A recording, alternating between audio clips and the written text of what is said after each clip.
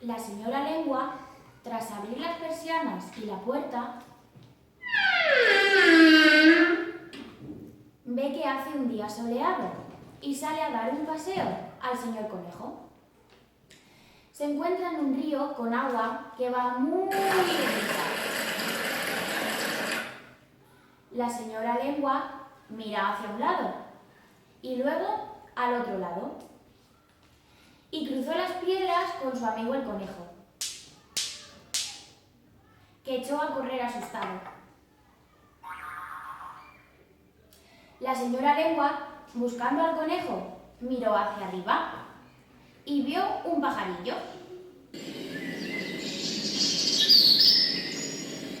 Después miró hacia un lado y vio un lobo.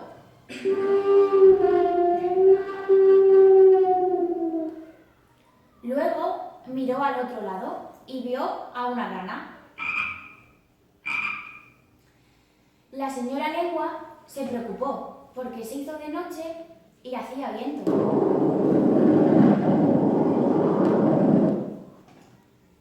Escuchó unos pasos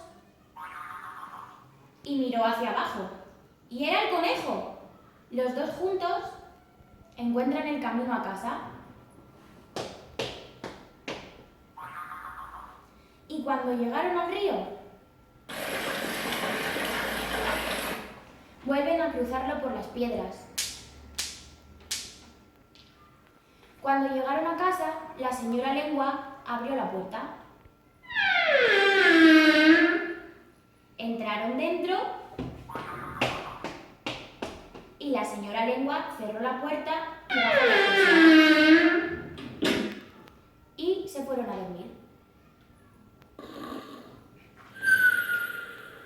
Y colorín colorado, este cuento se ha acabado.